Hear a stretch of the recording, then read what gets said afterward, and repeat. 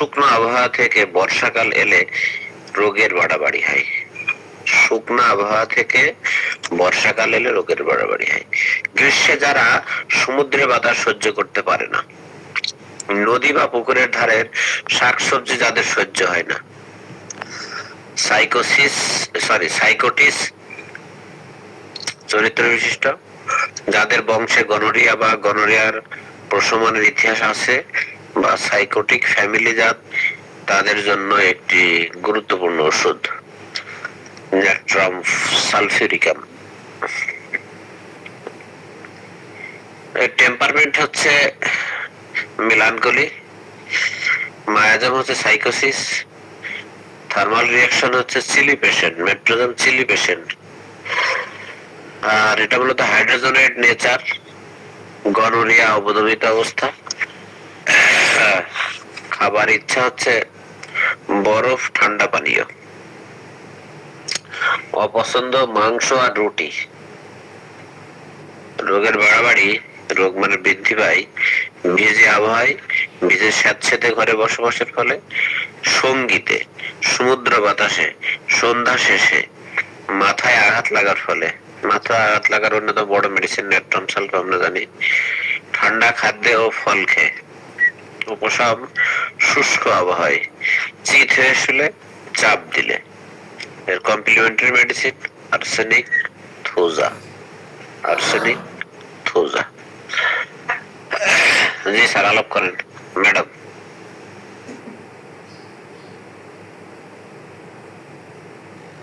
Sir আপনি বলেন, শুনি একজন করে বলি একটু একটু করে। স্যার আপনি শেষ করেন স্যার, তারপর আমরা আমার শেষ, আমি ছোট্ট করে। স্যার আমরা তো মনে করেন স্যার, আমরা জানি যে রাষ্ট্রক্সটা আমরা বর্ষায় বা ডাল কামড়া এগুলো চিন্তা করি। বর্ষায় বৃষ্টিতে ভিজে গেলে যদি অসুস্থ হই, তখন আমরা রাষ্ট্রক্সটাকে চিন্তা করি। তো সেইখানে কিন্তু আমরা ন্যাট্রাম সালফা করে দিই। দেখি মনে করেন অনেক সময় বলা হয় যে রাষ্ট্রক্সের মনে করেন একুইড ক্ষেত্রে, গভীর ক্ষেত্রে যে আমরা ন্যাট্রামটাকে সালফাটাকে চিন্তা করতে পারি। সেখানে আবার যেমন আমরা একুইড ক্ষেত্রে রাস্টক্স রেখে আমরা কনিক ক্ষেত্রে ক্যালকেরিয়া ফ্লোরকে চিন্তা করি, সেরকম ভাবে আমরা ন্যাট্রাম সালফাটাকে রাখতে পারি। ন্যাট্রাম সালফা আবার লেখা আছে জল, জলাভূমি, জলীয় খাবারের বৃদ্ধি। এটা কিন্তু চার কথা যে আছে, প্রাতকালে মলত্যাগকালে বায়ু নিঃসরণ প্রচুর হয়, আত্মহত্যার ইচ্ছা, এগুলোতে আমরা চার কথা যেটা আছে, যেটা আমরা নরেন্দ্রনাথের বই বা আমাদের ফারুকী স্যারের যে উনি কয়েকটা চার কথার 500-600 বই ওষুধ ইয়ে করছে, সেখানে আমরা পেয়ে যাব। এগুলো কিন্তু বিভিন্ন বই থেকে কালেকশন করা স্যারের। ন্যাট্রাম সালফা আসলে মূল কথা হচ্ছে, সে কিন্তু ওই যে স্যার যে বললেন, সে কিন্তু সাইকোটিক। আমরা সাইকোটিক রোগী আসলে সবসময় দেখা যায় থুজা এগুলো চিন্তা করি, কিন্তু দেখা যায় অনেক সময় যে থুজা দিয়ে কাজ হচ্ছে না, সেই রোগী কিন্তু ন্যাট্রাম সালফা মিলে ভালো কাজ করে, যদি লক্ষণ মিলে যায়। এটা হচ্ছে আমি একটা বই যদি নিতে পারতাম, ওটা একটু বলা যেত। ন্যাট্রাম সালফা রোগীরা কিন্তু যেমন শাক জাতীয় খাবারগুলো হজম করতে পারে না, আইবিএস এর জন্য আমাদের কিন্তু ন্যাট্রাম সালফা খুবই ভালো কাজ করে আইবিএস এর ক্ষেত্রে। আপনি ব্যবহার করেছেন কিনা আমি জানি না, তবে আমি ন্যাট্রাম সালফা রোগী পেয়েছি আইবিএস এর, দিয়েছে, ভালোই ফলাফল হয়েছে। ন্যাট্রাম সালফা রোগীদেরকে শুধুমাত্র ন্যাট্রাম সালফ দিয়ে কিন্তু ভালো করা যায় না, ওটাকেও তাদেরকে দেখা যায় যে থুজা, তারপর ন্যাট্রাম সালফ এভাবে কিন্তু দিয়ে আসতে হয়। ন্যাট্রাম সালফেট রোগীরা কলমি শাকটা বিশেষ করে অনেক সময় অনেকে যেমন বলে যে রোগীর কাছ থেকে যেমন বলে আপনি পারিপার্শ্বিক অবস্থানটা বলেন, তো আপনি যেখানে থাকেন তার চারিপাশের অবস্থানটা বলেন, এরপরে আপনি কি করবেন এটা দিয়ে? আসলে কি আমাদের কোনো কাজ আছে? আসলে কাজ আছে। অনেক সময় দেখা যায় অনেক নিউমোনিয়ার রোগী বা ওই যে ফুসফুস সংক্রান্ত কোনো জটিলতার রোগী যদি আমরা দেখি যে তার বাসাটা কোথায়, যদি কোনো নদীর পাশে হয়, জলাভূমির পাশে হয়, তাহলে কিন্তু তাদেরকে বলতে হবে যে আপনার পরিবেশটা আসলে চেঞ্জ করা দরকার যদি পারেন। জল জলাভূমি মানে কি জলের আশেপাশে যদি থাকে তাহলে কিন্তু সে অসুস্থ হয়ে যায়। কারো কারো কাছ থেকে শোনা বা কোনো বইতে হয়তো পড়েছিলাম, মনে নাই এই মুহূর্তে, যেমন বড়শি দিয়ে যারা মাছ ধরেন বা জেলেরা বা অনেকে শখ করে যেমন জাল দিয়ে মাছ ধরে না, এদের কিন্তু অনেক এক সময় ন্যাকটাম সালফের প্রয়োজন হতে পারে। তারাও কিন্তু মনে করে ঠান্ডা জনিত সমস্যায় ভুগতে পারেন, একটা ন্যাকটাম সালফের রোগী হতে পারে। আমাদের ডাক্তার স্যার বললেন যে মাথায় আঘাত লাগলে আমরা ন্যাকটাম সালফের চিন্তা করবো। ঠিক মাথায় আঘাত লাগলে ন্যাকটাম সালফ চিন্তা করবো, বিশেষ করে মাথার পিছনে, মাথার মাঝে আঘাত লাগবে, যেটা ভার্টেক্সে আঘাত লাগলে আমরা হাইপেরিকামটা চিন্তা করবো। এটা আমরা জানি যে কোনো একদম শেষ প্রান্তে, যে কোনো শেষ প্রান্তে আঘাত আমরা হাইপেরিকামটা চিন্তা করি। সেটা ন্যাকটাম সালফ হচ্ছে মাথার পিছনে আঘাত লাগা, ফলে যে কোনো সমস্যা, মস্তিষ্ক বিকৃত হয়েছে। আপনি আমাদের হাজার ন্যাকটাম সালফটাকে আমরা পাগল রোগীর ক্ষেত্রে ব্যবহার করতে পারি যদি আমরা পজিশনটা ভালোভাবে জানতে পারি। অনেক সময় দেখা যায় অনেকে মাথায় আঘাত লাগে মৃগীর সমস্যা, বা দেখা যায় যে প্যারালাইসিস হয়ে গেছে, কারণ মাথার পিছনে আঘাত লাগলে তো হতেই পারে প্যারালাইসিস, কারণ ওখান থেকে আমাদের সব বলা যে আমাদের মস্তিষ্কের সাথে যে আমাদের পথটা নেমে যাবে, যেটা দিয়ে আমাদের শক্তি বর্তন হবে সম্পূর্ণ শরীরে, যে নার্ভগুলো নেমে যাবে, সেটা কিন্তু ওইখান থেকেই হয়। তো মাথার পিছনে যে আঘাত লাগে, স্পাইনাল কর্ডে আঘাত লাগে, সেটা তো অবশ্যই প্যারালাইসিস হয়ে যেতেই পারে। তখন কিন্তু ন্যাকটাম সালফ ব্যবহার করতে পারি। আবার ন্যাকটাম সালফকে আমরা একটা বইতে আমরা পড়েছিলাম যে থুজার পরে মনে হয় আসছে, তারপর মনে হয় ন্যাকটাম সালফ ব্যবহার করলে ভালো। যাই হোক মনে নাই এখন বইটা, আমি এই মুহূর্তে কোন বইতে পড়েছি মনে নেই।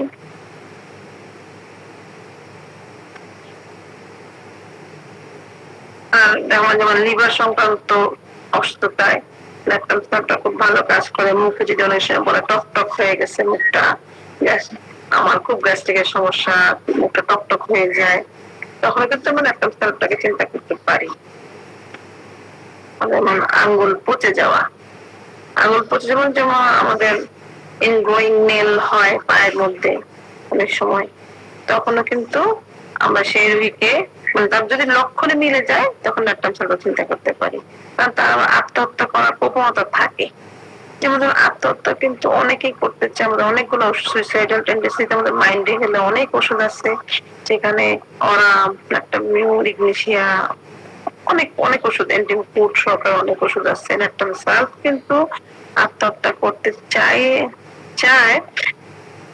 কিন্তু তাদের হচ্ছে কি আত্মহত্যা করতে পারে না। কেন পারে না? তার সাথে যারা জড়িত আছে, যেমন যদি ন্যাকটাম সালফ পুরুষ হয়ে থাকে, সে চিন্তা করে আমার ফ্যামিলির কি হবে, আমি যদি আত্মহত্যা করি, ঠিক আছে কষ্টে পড়লাম, ঝট করে সে সিদ্ধান্ত নিতে পারে না, আমার বউ বাচ্চা আছে বা আমার বাবা মা আছে, ভাই বোন আছে, তাদের কি হবে। মহিলা হলে সে চিন্তা করে হয়তো আমি মরে গেলে আমার পরিবারের ছেলে মেয়ে, যে আমার স্বামী, আমার ভাই বোন, বাবা মা আছে, তাদের সমস্যা হবে। এইসব চিন্তা করে তারা কিন্তু আত্মহত্যার পর থেকে চলে আসে। তা না হলে তারা চিন্তা করে আমার একটা গুলি করে মেরে ফেলুক, আমি নিজেকে গুলি করি, এই ধরনের একটা গুলি করে মারা যাওয়া আত্মহত্যার প্রবণতা। ওরা কিন্তু যেখানেই যায় সেখানে চিন্তা করে, ফ্যান দেখলে ফ্যানে ঝুলবে, পানি দেখলে পানিতে পড়বে, এই ধরনের চিন্তা করে। কিন্তু ন্যাকটাম সালফের জিনিসটা এমন, আর সে কিন্তু খুবই রাগী, আর কারোর সাথে কথা বলতে চায় না, সে মানুষের মিশতে চায় কম। এটা একটা মনে করেন মানুষ কষ্ট পেতে পেতে এক সময় একটা জায়গায় চলে যায়, যেমন আমাদের ইগনিশিয়া প্রথম পর্যায়ে, তো ইগনিশিয়া থেকে যেমন আমরা এক সময় ল্যাকেসিস হয়ে যাই, ন্যাকটাম মিউর হয়ে যায়, এন্টিকুট, কোস্টিকাম, এদিকে যেমন চলে যায় স্টেফি, সিএমএস, কষ্ট প্রথম হালকা কষ্টে আমরা ইগনিশিয়া থাকি, তারপর কিন্তু আমরা বিভিন্ন দিকে চলে যাই। সেরকম আর কি। এবারে কিন্তু গরম কাতর থাকে, গরম কাতর থাকলেও তাদের কিন্তু মনে করেন যে ঠান্ডা বাতাস তারা পছন্দ করতে পারে না, বৃষ্টিটা ঝাপটা লাগলেও তাদের সমস্যাটা শুরু হয়ে যায়, যেমন বাত ব্যথা, তাদের ইরপশন যেটাই থাকুক বেড়ে যায়। বৃষ্টি অনেক সময় দেখেছি অনেক রোগীদের বৃষ্টি পছন্দ করে, নেপটাম সালফ পছন্দ করে কিন্তু সে সহ্য করতে পারে না। যেমন আমরা রোগীকে জিজ্ঞেস করি আপনার পছন্দের খাবারটা কি, এই কথাটা বললে রোগী বলে না আমি এটা খাই না, ওটা খাই না, মিষ্টি খাই না, তারপরে আমি ঝাল খাই না, এটা বলে। তখন আমি জিজ্ঞেস করি আসলে আপনি খান কি না, না খান, কোনটা পছন্দ করেন কি করেন না, সেটা কিন্তু প্রশ্ন। আপনার কষ্ট হচ্ছে আপনি কি খাবেন কি খাবেন সেটা প্রশ্ন না, কি পছন্দ করেন সেটা বলেন। কোনটা খাবেন কোনটা খাবেন না আমার দরকার নেই জানার, পছন্দ বলেন। ও আচ্ছা, পছন্দ না, মিষ্টি একসময় পছন্দ করতাম, অনেক করতাম, এখন এখন কি পছন্দ করেন না? করি কিন্তু খাই না, তো এখন খাই না, পছন্দের জিনিসটা ভুলেই যায়, এখন খায় না। কিন্তু মাছ খেতে পারে না, তারা কিন্তু মাছ খেলেও তাদের কিন্তু সমস্যা বৃদ্ধি হয়। তো সেরকম অনেকে বলে হ্যাঁ মাছটা আমি পছন্দ করি, করতাম বা খাই না, এটা না, অনেকে আপনি পছন্দ করেন কিনা সেটা বলেন। মোট কথা, পছন্দের জিনিসটা আমাদের অসহ্য, আমাদের রোগের জন্য অসহ্য। সে যে কি খাচ্ছে কি খাচ্ছে না সেটা দিয়ে কিন্তু আমাদের মনে করেন অনেক ক্ষেত্রে কিন্তু রোগীর ডিপি কমপ্লিট হবে না, সে কি পছন্দ করে কি করে না, তার বা এই খাবারটা পছন্দ করি আমি কিন্তু আমার সহ্য হয় না, এটা হচ্ছে আসল কথা। দেখ স্যার, এখন আমি এতটুকু বললাম, যতটুকু মনে আছে। আমাদের অনেক চার ম্যাডামরা আছে, আপনারা যদি একটু যুক্ত করেন। ধন্যবাদ সবাইকে, আসসালামু আলাইকুম। ওয়ালাইকুম আসসালাম। ম্যাম কেমন আছেন ম্যাম? স্যার আলহামদুলিল্লাহ ভালো আছি। জি শুনলাম তো আসলে কেমন আছেন, যার ভিতরে আমরা আলহামদুলিল্লাহ সবাই ভালো আছি। আবুল কাসেম স্যার কিছু বলতে চাচ্ছেন স্যার, বলেন। আসসালামু আলাইকুম ওয়া রাহমাতুল্লাহ। ওয়ালাইকুম আসসালাম ওয়া রাহমাতুল্লাহ। কিছু জানতে চাইছিলাম, মানে জর্দা সাহেব তো প্রথম পড়ছেন মনে হয় নেপটন সাল। স্যার এই যে হাইড্রোজেনয়েড কথা বলছেন, হাইড্রোজেনয়েড জিনিসটা কি আসলে? আর এই নেট্রাম সাল, এর মধ্যে নেট্রাম আছে আর সালফার আছে। নেট্রাম তো জেনারেলি গরম পাথর, সালফার তো গরম পাথরই। তাহলে এটা যৌগিক পদার্থ হিসেবে নেট্রাম সাল কেন শীত কাতর?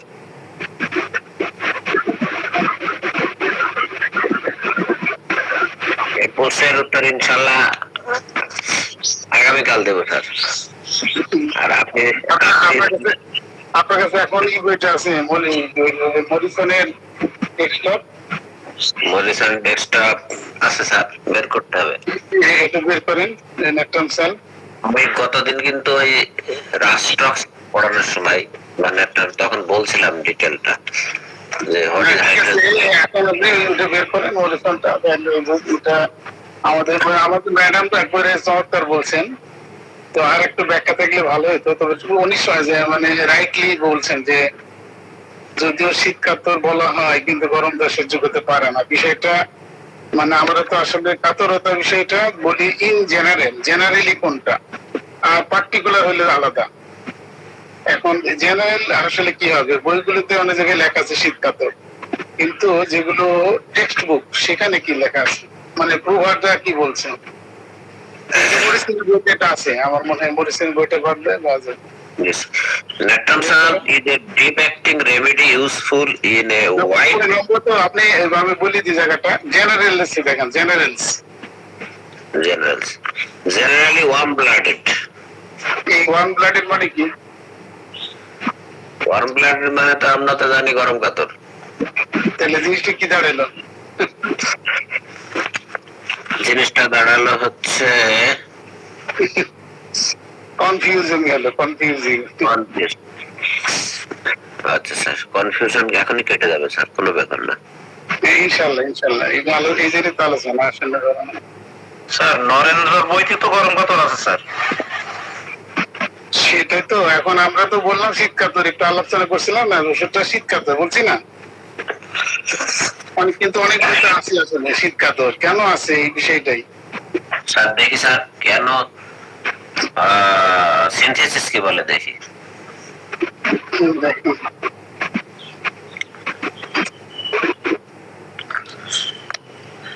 জেনারেল ওয়ার্ম অ্যাগ্রাভেশন,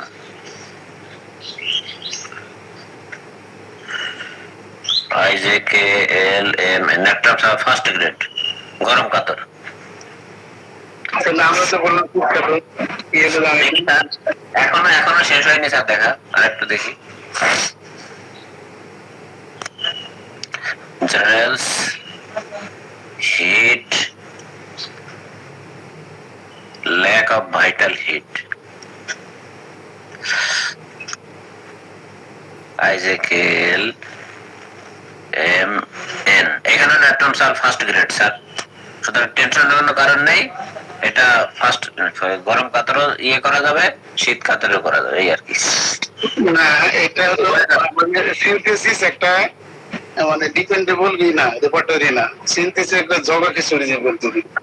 কারণ এটাতে অনেক জিনিস আছে, টেক্সট বইয়ের সঙ্গে মিল নাই, তবে আমি বলছি না যে এটা পুরোটাই বাতিল, তা না, এটা খুবই সহজবোধ্য, সহজে গ্রহণ করা যায়, কিন্তু এই সহজটার কথাই সহজে গ্রহণ করা কঠিন, আসলে রোগীকে ভুল হয়ে যাওয়ার সম্ভাবনা। আসলে ইন জেনারেল এটা গরম কাতর, কিন্তু আমরা বইগুলোতে উল্টো হয়ে গেছে। যে ড্যাম্প ওয়েদার বলতে কি বোঝায়, ড্যাম্প ওয়েদার আমি এখানে বলছিলাম যে হাইড্রোজেনয়েড, এটা কি হাইড্রোজেনয়েড, যেমন কার্বোজেনয়েড, কার্বোজেনয়েড, অক্সিজেনয়েড, তারপর হাইড্রোজেনয়েড, অক্সিজেনয়েড আর কার্বোনাইট্রোজেনয়েড, এই তো হাইড্রোজেনেট মানে স্যার যেসব ব্যক্তি বা ইয়ে পানি থেকে যে মানে পানির কারণে তাদের সেন্সিটিভিটি বেশি, মানে পানিতে সেন্সিটিভিটি বেশি এবং তাদের রোগ উৎপত্তি পানি থেকে হয়, পানিতেই তাদের সমস্যা, মানে ইন জেনারেল সেন্সে যদি বলে। আর যদি সাইন্টিফিক সেন্সে বলতে হয় তাহলে আমার সময় দিতে হবে স্যার, আগামীকাল বলবো ইনশাআল্লাহ। তাহলে এটাই হোক, তাহলে আমার মনে হয় এই বই থেকে বলে বেটার, কারণ আমাদের মাথা থেকে বললাম যে ভুল ইনফরমেশন যাবে। তাহলে ওর সঙ্গে আপনার তিনটাই বলতে হবে, মানে অক্সিজেনেরটা কি, তাহলে অক্সিজেনের পরিমাণ আপনার মধ্যে যে অক্সিজেন বেশি হলে তো হতে হবে, বা অক্সিজেনের সমস্যা। না না, সবসময় এভাবে ডেফিনেশন জেনারেলাইজ করা যাবে না স্যার। হ্যাঁ, সেইটার জন্যই বলতেছি যে এইভাবে করা যেত না। কার্বোনাইট্রোজেনয়েড আর তিনটা না, তারটা জিনিসটা তো। আমার প্র্যাকটিস জীবনে ন্যাট্রাম সালফ শীত কাতর হিসাবে ব্যবহার করছি, আশা করি কোনো ক্ষেত্রেই ভুল হয়নি এবং শীত কাতর এখানে নেট্রাম যদি নেট্রাম ইওর শীত কাতরতা আছে, কিন্তু জেনারেল গরম কাতর, আর সালফা তো চরম গরম কাতর। সালফা শীত কাতর, শুধু গরম কাতর না স্যার, সালফা শীত কাতর আছে তো, সবকিছুতে আছে, কিন্তু ওটা ইন জেনারেল কথা বলছি, আমি কিন্তু কথাগুলো আগে বলে দিচ্ছি।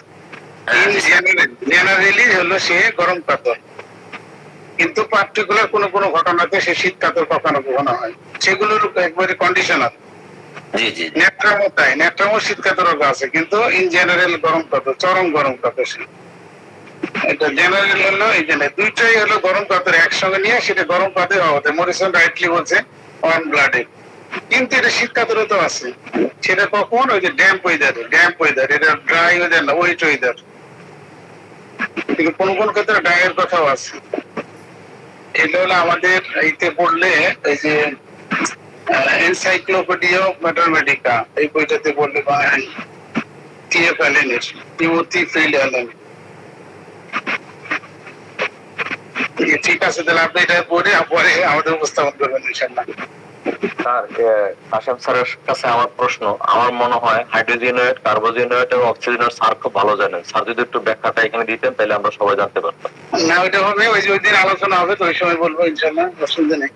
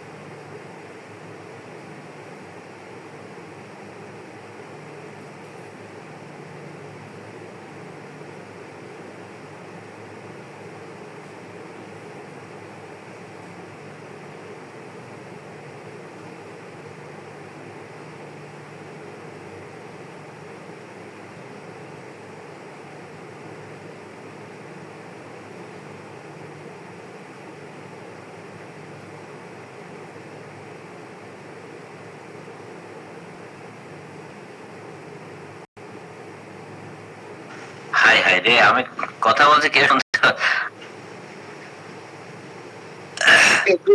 বন্ধ করে সাউন্ড বন্ধ রাখবেন। সাউন্ড বন্ধ হয়েছে, আমি খেয়াল করিনি। যে আপনার মান্নান স্যার আছেন? স্যার এটার মধ্যে একটু হেল্প করেন স্যার। হাইড্রোজেন প্লাস আইজেড। হাইড্রোজেনয়েড। হাইড্রোজেনয়েড বলতে আমরা কি বুঝবো? হাইড্রোজেনয়েড পেশেন্ট। হাইড্রোজেন আর অক্সিজেনের মূল্য ওটা, ঠিক আছে? জি হ্যাঁ, সেটা ঠিক আছে, H2O। এখন হাইড্রোজেনয়েড বলতে আমরা কি বুঝবো স্যার? মানে তার হলো হাইড্রোজেন সংশ্লিষ্ট রিয়াকশন গুলো তার শরীরে দেখা যেতে পারে। যেমন তারা যে পানিতে অনেক সময় থাকা, পানিতে ভেজা, পানি সহ্য করতে না পারা, এরা হলো হাইড্রোজেনয়েড। অর্থাৎ হাইড্রোজেন সংক্রান্ত, এবং হাইড্রোজেন যেহেতু অক্সিজেনের সাথে ক্রিয়া করে সে পানি তৈরি করে, সে পানির যে কোনো সংস্পর্শে যে কোনো সেনসিটিভিটি সেন্সিটিভিটি থাকে, সেনসিটিভিটি অফ ওয়াটার। হাইড্রোজেনয়েড বলতে ওইটাকেই সাধারণত বোঝানো হয়, হাইড্রোজেন সংশ্লিষ্ট। আর যদি অক্সিজেনয়েড বলা হয় স্যার, একই কথা নাকি স্যার? অক্সিজেনয়েড তো সাধারণত হাইড্রোজেনের পরিমাণ বেশি থাকে, তো হাইড্রোজেন না থাকলে অক্সিজেনের কোনো অস্তিত্ব থাকে না। পানির সাথে কোনো রিলেশনশিপ নেই, সে অন্য রিয়াকশনে সাহায্য করে। শক্তি ভাঙা, গ্লুকোজ ভাঙা, এইসব ব্যাপারে সাহায্য করে। যেহেতু H2O, তার মানে হাইড্রোজেনের দুইটা কণা থাকে আর অক্সিজেনে একটা কণা থাকে, তাহলে সেই ক্ষেত্রে সেখানে হাইড্রোজেনকে প্রাধান্য দিতে হবে, তাই না? হাইড্রোজেনকে আধিক্য থাকবে, হাইড্রোজেনের আধিক্য সেটাকে হাইড্রোজেনের বলা। আচ্ছা, তাই কার্বোজেনাইড মানে যেখানে কার্বনের আধিক্য বা কার্বনের সেনসিটিভিটি। জি জি।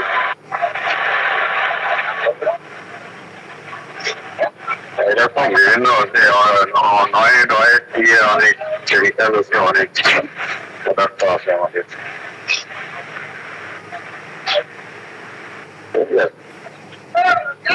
জি স্যার।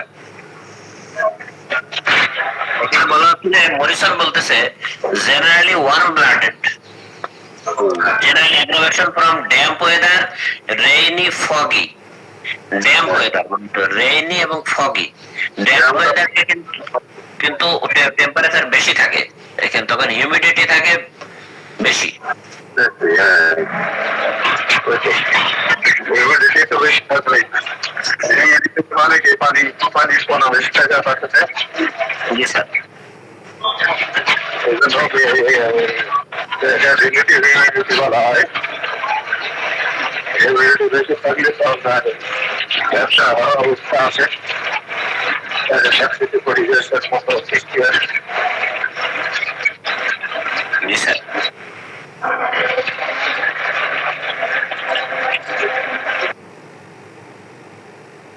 জি, আর কেউ কিছু সংযুক্ত করতে পারেন? দেখেন বিষয়টা মোটামুটি যা বুঝলাম, আরো হয়তো ডিটেল ব্যাখ্যা করা যাবে, কোনো অসুবিধা নেই। দেখি রবিন মার্ফি কি বলে।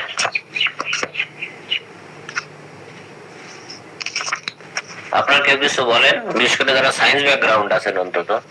অ্যালকোহলিক আছে না, সেটা সবাই অ্যালকোহলিক।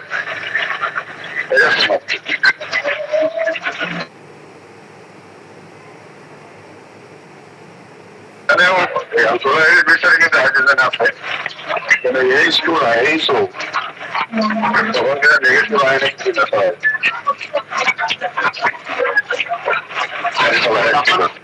স্যার যখন OH হয় তখন কি হয়ে যায় স্যার? যেন NaOH, ওই তো ওইটাই তো HO, তাই না? হাইড্রোক্সিন, স্যার হাইড্রোক্সিন, জি এই তো কথা আছে।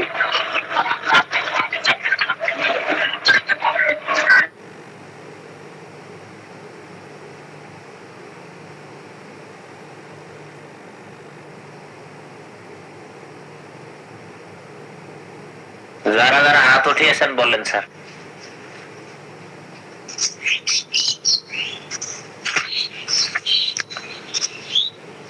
আব্দুল মান্নান স্যার, আবুল কাশেম স্যার হাত উঠিয়েছেন।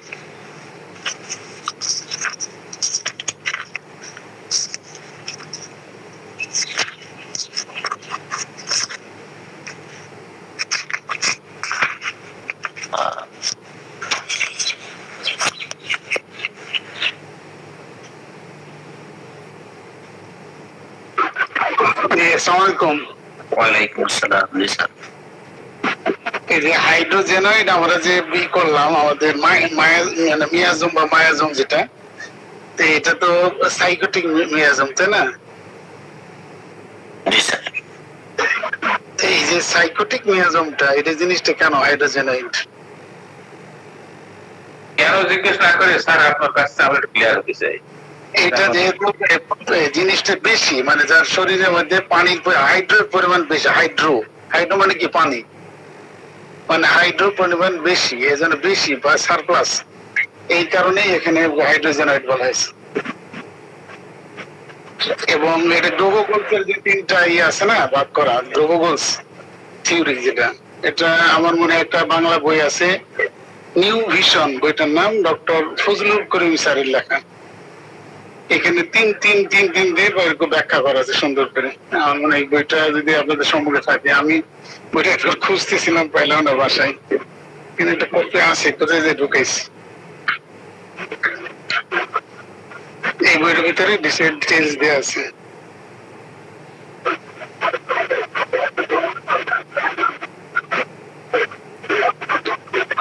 যে তিনটা মায়ের জি হ্যাঁ জি স্যার। এখানে ডক্টর গ্রাভাল বলতেছেন যে বলতে ওটা ওটা ঠিক আছে,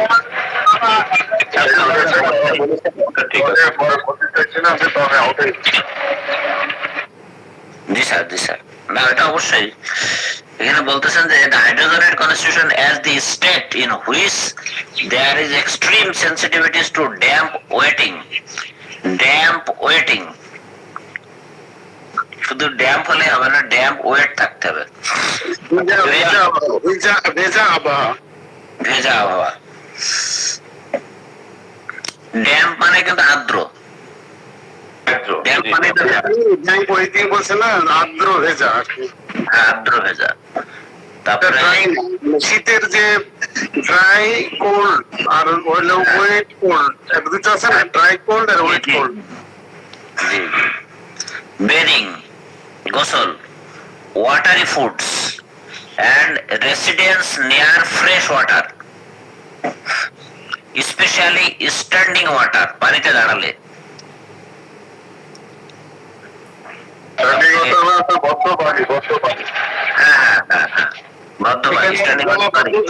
জলবদ্ধতা থাকে না সেই জায়গায় বসবাস করে, জলবদ্ধ পানি, correct. Periodicity is also another features of this state. He considers this constitution as providing the soil for gonorrheal infection. সুসলার বলতেছে সবকিছু সারপ্লাস, সারপ্লাস থাকার কারণে এটা এরকম বেশি থাকবে। জি স্যার। সুসলার বলতেছেন the action of the sodium sulfate is contrary to that of the sodium chloride. Both indeed have the faculty of attracting water, but the end is contrary one. Nactamure attracts the water destined to be put to use in the organism, but nectam salp attracts the water formed during the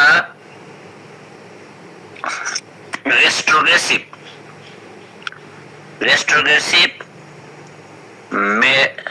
metamorphosis of the cells and secures its alimentation from the organism.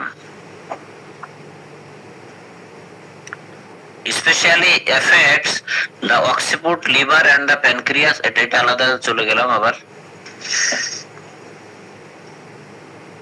যাক, ইংরেজি গুলো এখানে কঠিন ছিল, এরা আমি বাংলা এই মুহূর্তে করে দিতে পারি। আমি নিজে বুঝলাম কিন্তু বাংলা করে দিতে পারছি না, আমি সরি। তারপরে হচ্ছে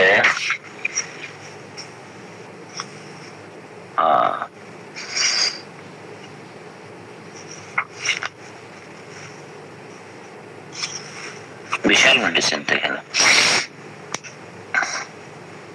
আচ্ছা,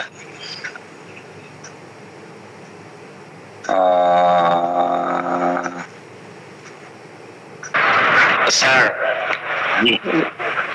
স্যার এত জটিল ভাবে না বুঝে স্যার, কেমিস্ট্রি ভাবে যেভাবে বুঝে, মানে আমি যেটা বুঝছি আর কি, আমাদের শরীরে তো অনেক মৌল আছে।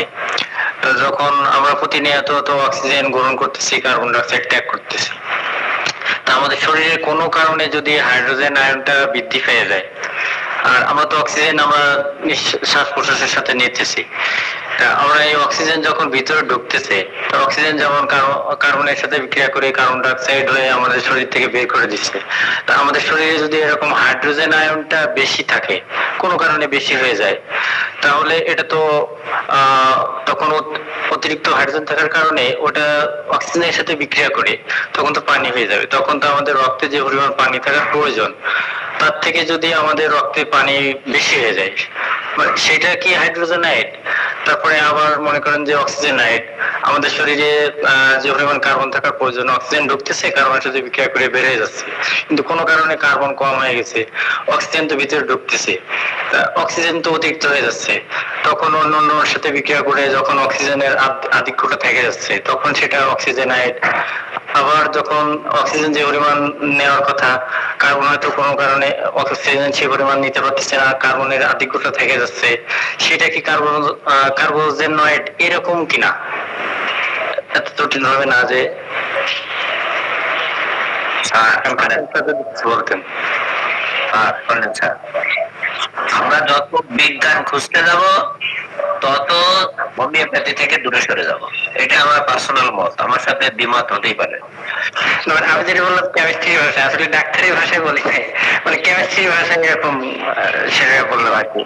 এতটুকুই বললাম, যার ড্যাম ওয়েদারে এই যে বর্ষা হচ্ছে, অমুক হচ্ছে, মেঘলা আকাশ থাকলে মানে যখন হচ্ছে বৃষ্টির ফোঁটা ইয়েতে পড়ে, আবহাওয়া যদি বৃষ্টি স্নাত হয়, ড্যাম্প হয়, এই সময় যদি বাড়ে, দ্যাট ইজ ন্যাট্রাম সাল্ট।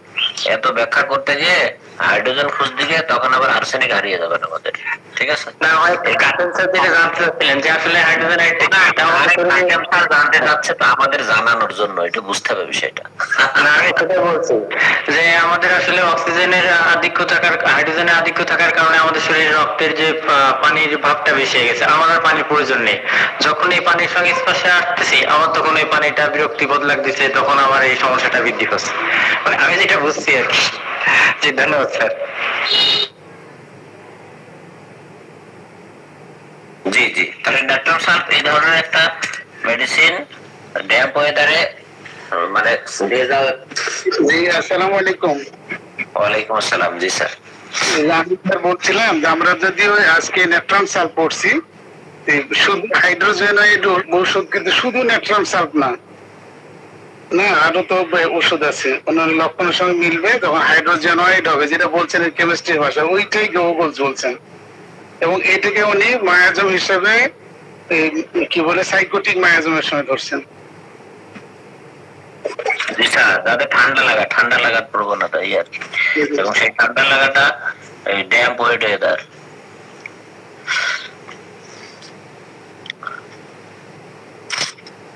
এই আর কি, জানলাম, ভালো হলো, আলহামদুলিল্লাহ, আমাদের বিষয়টা সম্পর্কে একটা ধারণা আসলো, আলহামদুলিল্লাহ। আমরা কাশেম স্যারের কাছ থেকে ফুল ব্যাখ্যা শুনবো।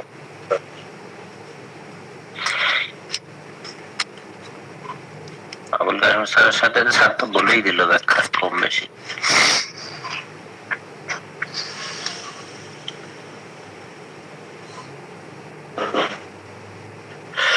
আচ্ছা, আর ন্যাট্রাম সাল্ট, আমার কাছে একটা রোগী এসছে, রোগীটা এসছে তার নাতির ওষুধ নেওয়ার জন্য, আজ থেকে প্রায় 3 বছর আগে। তার নাতির ওষুধ নেওয়ার জন্য গায়ে র্যাশ বের হয়েছে, তো আমি বললাম যে এর ওষুধ দিলে 7 দিন লাগবে আর ওষুধ না দিলে 1 সপ্তাহ লাগবে, আপনি কি ওষুধ নেবেন না নেবেন না? তো বলছে যে ওষুধ দেন। ঠিক আছে, আমি তো জানি ওষুধ দিলেও সারবে না দিলেও সারবে, এটা আমি দিয়েছিলাম, রাস্টস দিয়েছিলাম।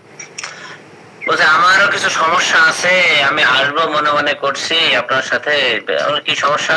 বলছে আমার খুব মাথা যন্ত্রণা করে। কেন মাথা যন্ত্রণা করে কেন? বলছে তা জানি কি জন্য মাথা যন্ত্রণা করে। তো বলছে আমি বললাম ঠিক আছে, তাহলে আপনি নেক্সট টাইমে এসে আমার হিস্ট্রি দেন। তো হিস্ট্রি দিলেন উনি। হিস্ট্রি দেওয়ার পরে হিস্ট্রিতে আমি পেলাম উনি একবার রিক্সা অ্যাক্সিডেন্ট করেছিলেন। রিক্সা অ্যাক্সিডেন্ট করার পরে রিক্সা থেকে পড়ে গিয়ে ওনার হচ্ছে মাথায় লেগেছিল।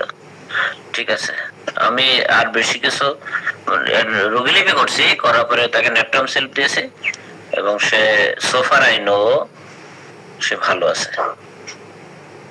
মাথায় আঘাতের ফলে যদি কোনো রোগ উৎপত্তি হয়, দ্যাট ইজ নেট্রাম সল্ট। আমি সেই নেট্রাম সল্ট ইউজ করে থাকি। এছাড়া আমরা আমি তো বায়োকমিক ইউজ করি। তো এই ঠান্ডা প্রবণ রোগীদের যে ওষুধ সিলেকশন হলো, তাকে প্রভাবক হিসাবে নেট্রাম সল্ট 6X আমি ইউজ করে থাকি। যেমন এই সময় আবহাওয়াতে বেশিরভাগ, কালকে আমি নেট্রাম সল্ট ছিল না বলে চেম্বার খুলতে দেরি হয়েছে। নেট্রাম সল্ট কিনে নিয়ে এসেছি। রোগীর কি ভাগ্য, ওই দিন যে কয়টা রোগী দেখছি তার ভিতরে 3 জন রোগীকে নেট্রাম সল্ট দেওয়া লাগছে, 6X দিছি। এই আছে। তারপরে স্যার নেট্রাম সল্ট ওই দেশি না বিদেশি? আরে বিদেশিটা কিনে তো সংসার চালানো যাবে না স্যার। দেশি কোন কোম্পানি ভালো? ওই যে কোনো কোম্পানি স্যার, যে কোনো কোম্পানি, কোনো অসুবিধা নেই। আমি নিউ লাইফ হোক, তারপরে আরো কি কি আছে, নিউ ম্যাক্টার হোক, হলেই হবে স্যার, কোনো অসুবিধা নেই। আমি দেখি দেশি কোম্পানি খারাপ নেই জিনিসগুলো, আর বিদেশি কোম্পানি তো অনেক দাম। ঠিক আছে, রোগী তখন কিনতে পারবে না। দেশি আমি নিউ লাইফ ইউজ করি, এর আগে করতাম মানে আরেকটা কি জানো আছে, এইচ দিয়ে ডিপ্লাইট ইউজ করি। যখন যেটা পাই আমি ওদের যে বলি ভাই কোনটা কম দাম বলেন, সেটা নিয়ে আসি, কারণ এই জিনিসগুলো একই। যেমন মাদার টিংসার তো সব কোম্পানি একই রকম আপনার করে, এই আর কি। নিউ লাইফ ইউজ করতেছি আমি, গত দিন নিয়ে এসছি নিউ লাইফ। ঠিক আছে স্যার। নেট্রাম সল্ট খাচ্ছেন? নেট্রাম সল্ট আমি একটু আগে 5টা খেলাম বড়ি। প্রচুর সর্দি লাগছে, আমার ঠান্ডা লাগছে, রাত্রে ঠিক মতো ঘুমাতে পারিনি। জি বলেন ম্যাডাম।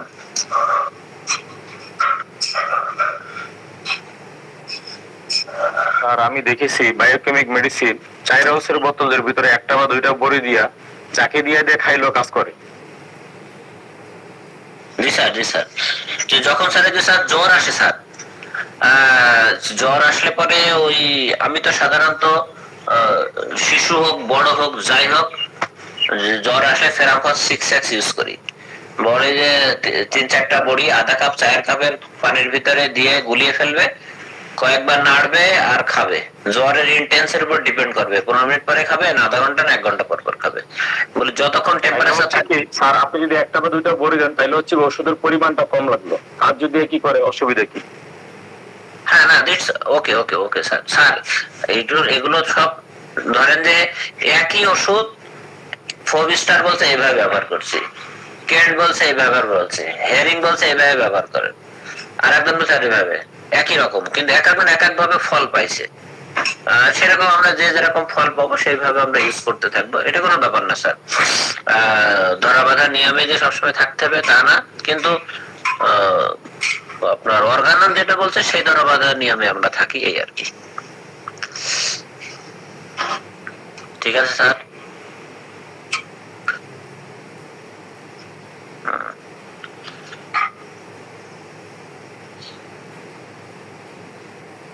জি আর কেউ কিছু বলবেন স্যার? অনেক কথা হয়েছে, বলা হয়েছে, এখন কথাগুলো ভাবতে থাকি। না কথা বললে তো এই যে একটা ভালো একটা জায়গায় আসলো। কথা বলতে বলতে তো এই যে জি জি জি এই আর কি।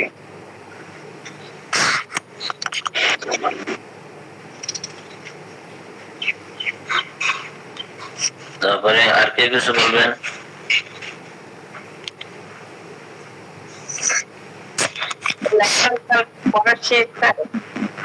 জি আপনি বলেন ম্যাডাম। স্যার কি বলবো স্যার, আমি তো পরে ঢুকলাম, কি হাইড্রোজেনের নিয়ে কথা বলতেছিলেন এই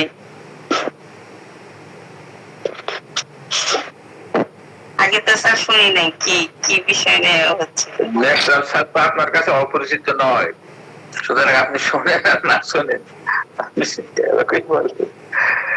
ন্যাশনাল স্যারকে কিভাবে জানেন আপনি? হাইড্রোজেনের নিয়ে তো আলোচনা হলেই স্যার এই যে নেট্রাম সালফেট সালফার না হয় চিনলাম, আর নেট্রাম যে বলা হচ্ছে এই নেট্রামটা কি?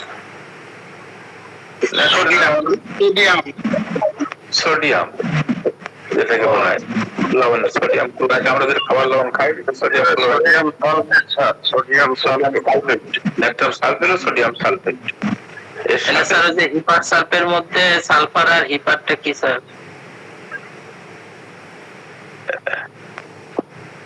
হিপার সালফার বলেন কেউ, হিপার সালফার সাথে সালফারের যৌগ, কিন্তু ওটা দেখতে হবে।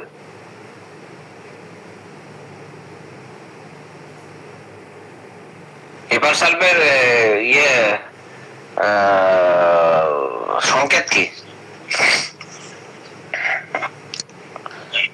হিপার সালফ দেখতে হবে তাহলে। এটা দেখেন কেমিক্যাল ফর্মুলা স্যার আমার ভালো লাগছে না স্যার, শরীর ভালো না, ঠান্ডা সর্দি কাশি, আমি বিদায় নিচ্ছি, আপনারা পড়তে থাকেন স্যার। স্যার বিদায় নেওয়ার আগে একটু কথা ছিল স্যার। বলেন। ডায়াবেটিসের ক্ষেত্রে নেট্রাম সালফের কোনো ভূমিকা থাকলে স্যার বলতেন। এটা যে আমার জানা নেই, তাহলে বই যে বন্ধ করলাম, বই আবার খুলতে হবে।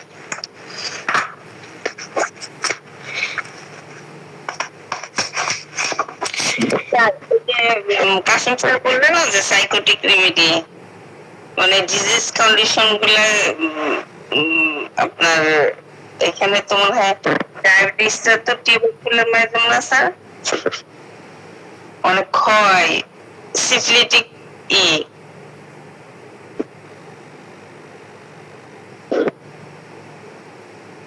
স্যার কাসিম স্যার, তো স্যার যদি বুঝেন আসসালামু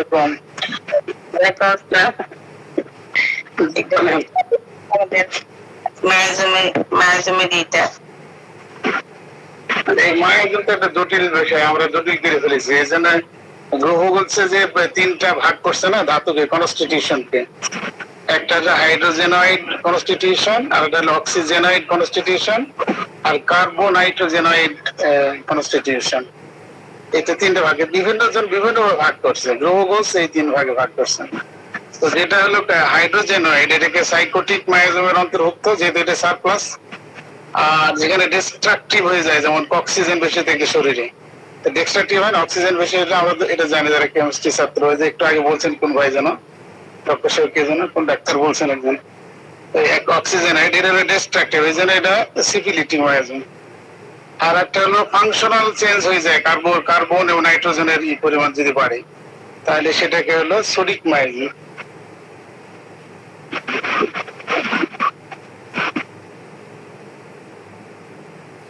মানে স্যার জানতে চাচ্ছে ডায়াবেটিস এর ক্ষেত্রে তো এখানে যে সিফিলিটিক মায়াজমের এটাই বেশি হয়, যেটা আর কি। আমি রবিন মার্ফি থেকে ক্লিনিক্যাল পড়তেছি নেট্রাম সালফেট। এখানে হচ্ছে উনি বলছেন যে abscesses, alcoholism, asthma, bed wetting, blindness, brain injuries, chills, colic, coma, concussion, condylomata, conjunctivitis, convulsions, cough, debility, depression, diabetes, dropsy, dyspepsia, epilepsy, fever, fistula, flatulence, gallbladder disorders, gonorrhea, gout, head injuries, headache, heartburn, heat stroke, hepatitis, hydramia, influenza, jaundice, leukemia, আর বলবো sir? আরো আছে, অর্ধেক হয়েছে কেবল। Sir না madam, তো যে ডায়াবেটিসটা সহ, কেন ওটা কোন ম্যাগাজিন হবে সম্ভবত এই প্রশ্ন করছেন, তাই না? না, ইয়ে স্যার প্রশ্ন করছে ডায়াবেটিসের কাজ আছে কিনা নেট্রাম সালফেট, এই আর কি। কাজ আছে না, আরেকজন কে যেন বলছেন এর মনে হয় রেবেকা ম্যাডাম না কি কে যেন বললেন কথা। না স্যার, এটাই বললাম, উনি জিজ্ঞেস করলেন যে ডায়াবেটিস এর ক্ষেত্রে ন্যাট্রাম সালফেটের কি ভূমিকা আর কি। এটা ঠিক আছে, মানে মায়াজেমের হিসেবে এটা আসলে সাইকোটিক, কারণ এটা আবার অনেকে বিভিন্ন ভাবে ব্যাখ্যা করছেন। সর্বশেষ যারা বলতেছেন যে তাদের ব্যাখ্যা আবার আলাদা, যে আমাদের রক্তে কিরসে বেড়ে যায়, রক্তের সুগারের পরিমাণ বেড়ে যায় না, সারপ্লাস হয়ে যায় না।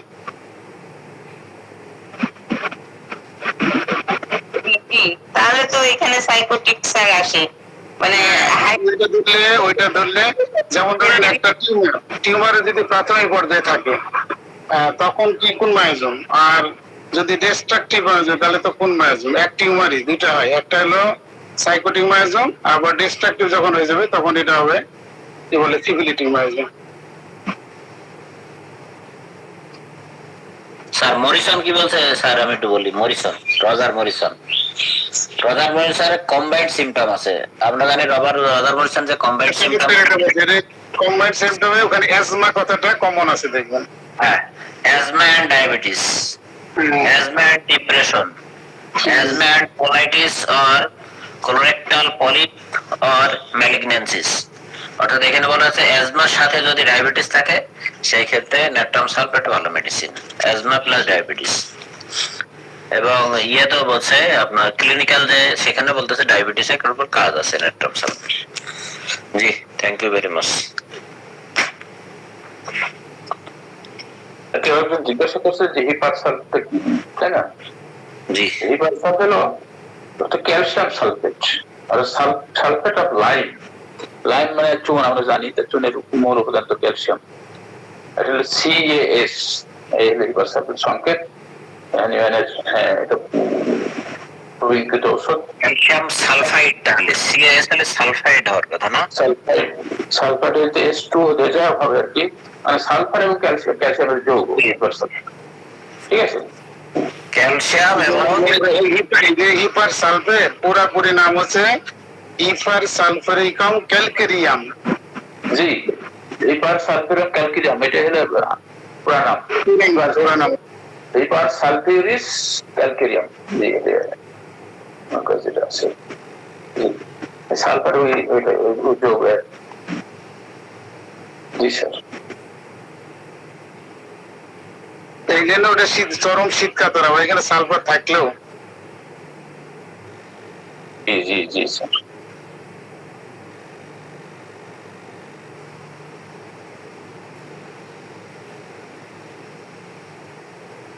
এই জন্য স্যার, তবে আমি গরম কাতর রোগীর ক্ষেত্রে ন্যাট্রাম সাল কমনলি ইউজ করিনি, আমি শীত কাতর রোগীর ক্ষেত্রে বেশি ইউজ করছি। এই জন্য ওই যে করতে হবে নিশ্চয়ই, আপনার ওইটাতে দেখবেন যে যেগুলো ব্যবহার করছেন না ওইটা নিশ্চয় কোনো একটা পার্টিকুলারই ছিল, পার্টিকুলারে তার শীত বেশি, একটা সময় বিশেষ কন্ডিশনাল শীত বেশি, কিন্তু মূলত সে গরম কাতর।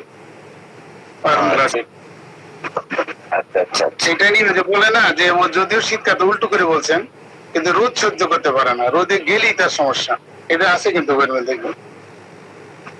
জি স্যার। না, এটাতে যেহেতু যখন ন্যাট্রাম থাকবে তখন তো এই বৈশিষ্ট্য থাকবেই, রোদে গেলে অসুবিধা। এই জন্য এই কম্বাইন্ড মেডিসিনের আমি একটা লিস্ট করছিলাম, 64 না 65টা হয়েছিল। এই মেডিসিন গুলো আমরা পড়বো, কম্বাইন্ড মেডিসিন ব্যবহার করার সুবিধা আছে। সুবিধা হচ্ছে কম্পাউন্ড যেগুলো, জি জি জি, কম্পাউন্ড, যেটা কম্বাইন্ড না কম্পাউন্ড। তাহলে কি হবে, এখানে আমরা দুইটা ক্যারেক্টারকে ম্যাচ করে অনেক সময় দেখা যাচ্ছে যে ক্যালকেরিয়ার পেশেন্ট কিন্তু গরম কাতর হয়, ঠিক আছে, ক্যালকেরিয়া ম্যাচ করছে কিন্তু রোগী গরম কাতর, সেই ক্ষেত্রে আপনি ক্যালকেরিয়া সালফ ইউজ করতে পারেন। হ্যাঁ, ওইটাতে এবার করোনার সময় একটা জিনিস খেয়াল করছেন কিনা, যে আমরা তো আর্সেনিক ব্যবহার করছিলাম না, মানে একটা প্রচুর আর্সেনিক ব্যবহার করছি, কিন্তু রুগীটা গরম কাতর, তখন কি হবে? তখন বলা হয়েছিল এটা আর্সেনিক আর সায়ুর। এটা এখন ব্যবহার করার জন্য, এবং আমাদের আরো গেলে স্যার স্পেসিফিকেশন করছেন অনেক, আমি নিজে করছি এবং আসলে খুব ভালো কাজ করছে। জি স্যার। ন্যাট্রাম সালফেট যেটা বললেন না, যে মাথায় আঘাত, এতে কিন্তু কন্ডিশনার পুরো শুধু মাথায় আঘাত হইলেই তো আরো ওষুধ আছে না, যেমন হাইপেরিকাম আছে, আর্নিকাও আছে মাথায় দিলে। এখন কোন সময় তখন দিব সেই উপর ডিপেন্ড করে। যেমন আমি একটা রুগী ব্রেন টিউমার, তাকে ন্যাট্রাম সালফেট, এবং আলহামদুলিল্লাহ এই ব্রেন টিউমার পুরোপুরি সুস্থ হয়ে গেছে। 29শে জুন 2023 আমার কাছে রুগী আসছিল, এখন পর্যন্ত সুস্থ আছেন আলহামদুলিল্লাহ। তার কি এই আঘাতের ফলে ট্রিউমার হয়েছিল না কনস্টিটিউশন? এইটাই তো আমাদের যে আমরা আলোচনা করি এক একজনে যেটা বলে, এটা আমার কাছে আপত্তি। আসলে হোমিওপ্যাথিতে লক্ষণ সমগ্রকে এবং ফার্স্ট হিস্ট্রি, ওই যে ফোবিস্টারের একটা ফার্স্ট হিস্ট্রি বই বেরিয়েছে বাজারে, আসবেন সাইড সাহেব এটা কি করছেন চমৎকার হবে, ওখানে আছে ফার্স্ট হিস্ট্রি খুব ইম্পর্টেন্ট। প্রেজেন্টের উপরে যদি নির্ভর করে আমরা ওষুধ দিতে যাই অনেক সময় সমস্যা হয়। আবার কিন্তু প্রেজেন্ট পাস্ট দুটো মিলাইয়ে যদি দিই, মানে লক্ষণ সব যদি বের করি, তাহলে দেখা যাবে মানে কারেক্ট মেডিসিন হয়। সম্ভবত এই কারণে হয়েছে। আমি যখন হিস্ট্রি নিচ্ছি তখন এখানে পিজি হসপিটালের, মানে বঙ্গবন্ধু হসপিটালের ডক্টররা, ঢাকা মেডিকেলের ডক্টররা, তারপরে বিভিন্ন জায়গায় ওনারা বলছেন যে এটা ইমিডিয়েটলি অপারেশন করতে হবে, নাহলে রোগী মারা যাবে। তো রোগীদের অনেকগুলো সমস্যার কারণে অপারেশনে যায় নাই। অনেকগুলো ডাক্তার ট্রাই করছে, শেষ পর্যন্ত আমার কাছে আসছে অনেকদিন পরে। আমি তো ভয়ে রোগীকে দেখতেই চাই না, যার কন্ডিশনের জন্য। তারপরে জোর করে আমাকে দেখানো হয়েছে। আমি হিস্ট্রি নিতে নিতে দেখলাম সে ছোটবেলায় গাছ থেকে পড়ে মাথায় আঘাত পেয়ে তার ছিল বলে অজ্ঞান হয়েছিল 3 দিন এবং হসপিটালাইজড হয়েছিল। তারপরে বিয়ের পরে তার হাজবেন্ড যেদিকে আঘাত পেয়েছিল ছোটবেলায়, ঠিক একই দিকে তার হাজবেন্ড একটা চট দিছে আর কি কোনো কারণে, এতেও সে অজ্ঞান হয়ে হসপিটালে এসেছিলেন।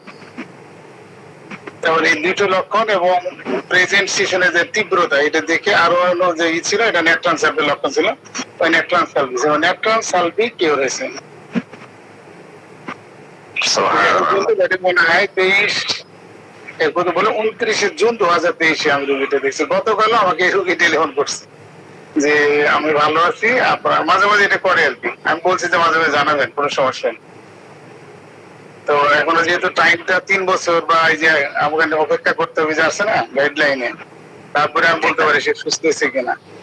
তো এই জন্য আমি এটাকে বলি না। তারপর ওই যেহেতু ন্যাট্রাম সালফেট আলোচনা আসলে এই জন্য বললাম এটা। স্যার ভিডিও দেবেন না স্যার? অনলাইনে সবাই ভিডিও দিয়ে ব্যবসা করছে। কিছু দিইনি কোনোটা, দিলে তো আমার ব্যবসা বাড়তে পারি। যেহেতু ব্যবসা নিয়ে করতেছি না, ইনশাল্লাহ রিজিকের ফয়সালা তো আসমানে ইনশাল্লাহ। জি জি। স্যার সেক্ষেত্রে কি ওই হাই পাওয়ার দিতে হয় অনেক? আমার আসলে এটা নিয়ে আমি নিজে তো ভালো বুঝি না, তবে আমি 0-1 দিয়ে শুরু করছি।